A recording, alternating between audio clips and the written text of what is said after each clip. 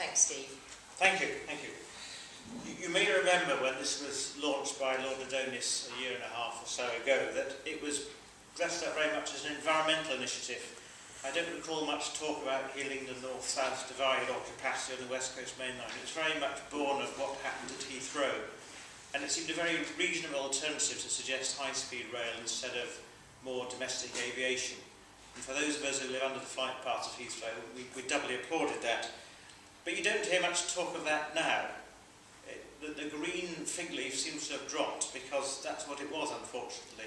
The environmental credentials of this project don't stand up to scrutiny. It's hard to know where to start. We certainly don't want more planes in the skies, and we certainly don't want more motorways. The big question was high-speed rail the answer to that? In fact, the broader question is HS2 good for the environment at all? And I have to say, it's quite hard to find anything about it that does enhance the environment. For those of us who have been accused of NIMBYs, this is certainly not about our backyard. It is not about the local. There certainly is a very strong local element to this when it affects so many people directly. You have to take that into account. But it starts with an international context.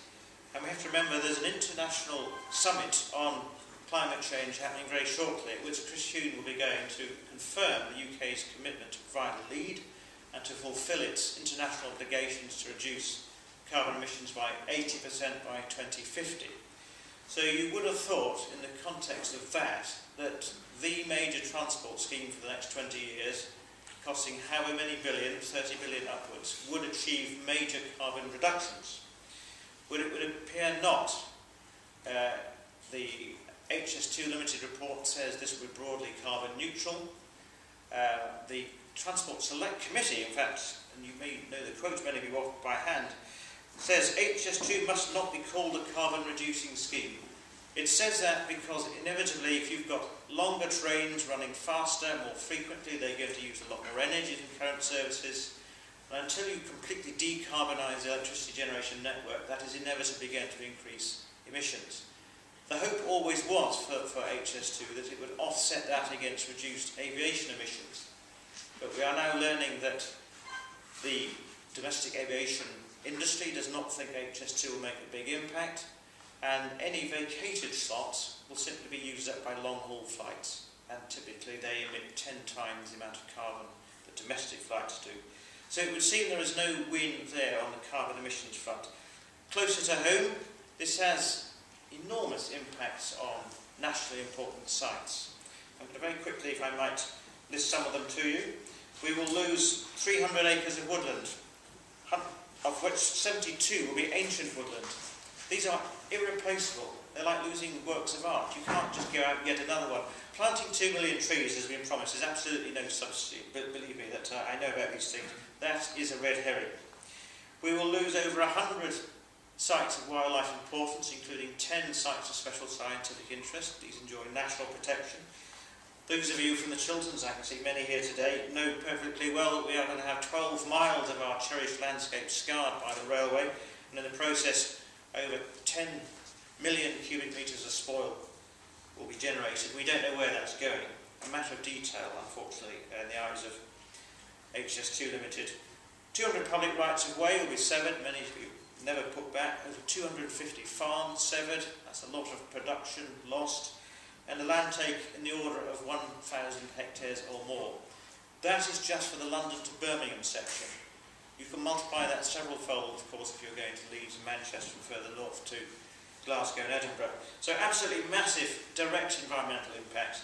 And of course we do not know what all the environmental impacts will be because no environmental impact assessment has yet been done. That is to come next year, possibly, if the Secretary of State approves progress to the next stage. For many of us, that EIA is too late. We won't know what the impacts are until we're literally destroying some of what we cherish. It won't affect the route choice, and I suspect all it'll be used for is minor mitigation. It's far too late. For a country that absolutely cherishes its countryside, we should have a lot of alarm bells ringing, because we're all affected by this, because this is, as I said, national heritage. It isn't about those who live along the line.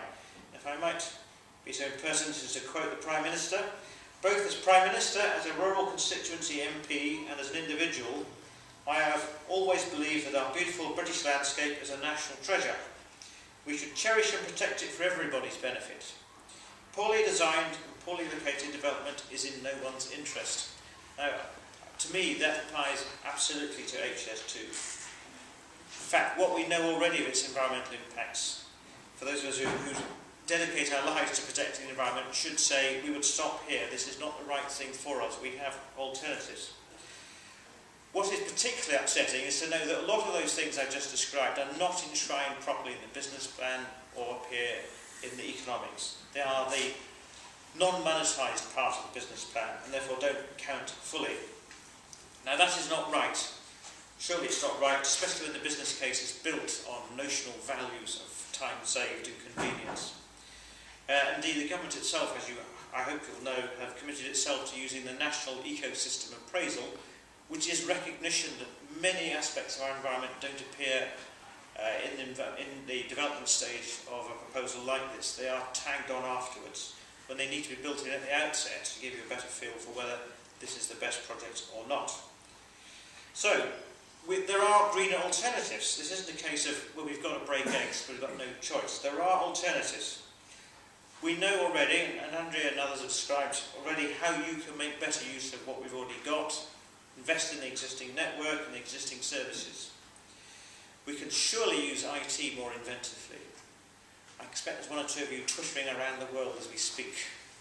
But that is coming at a rate of knots, and the generation who will be at work when this railway is built are growing up with the IT and will use it in ways we don't even know about. The greenest journey, of course, is one that's not made at all, and surely reducing the need to travel is at the top of our agenda. If you don't make the journey, you save time, you save money, you save carbon, you save the environment. And here's an unlikely alliance between George Monbiot, who writes for The Guardian these days. Yes, it's better to take a high-speed train than to fly. It would be better still not to have to make the journey at all.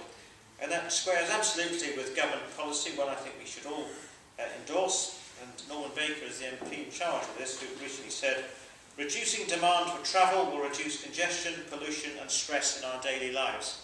I think we can all applaud that. But it does not square with the business plan for the railway, as you well know, where the numbers go up from about 45,000 a day between London and Birmingham to about 140,000, and includes in there a dollop of 35,000 people who will use the railway just because it's there in high speed. That seems to me positively encouraging journeys that don't need to be made, but all the consequences of that. So where does that leave us? In the absence of an EIA, I think we can learn enough from the sources of evidence we already have, most of which are from government. What will HS2 do? It will certainly not reduce carbon emissions, and it very likely will increase them. It will damage nationally protected landscapes. It will damage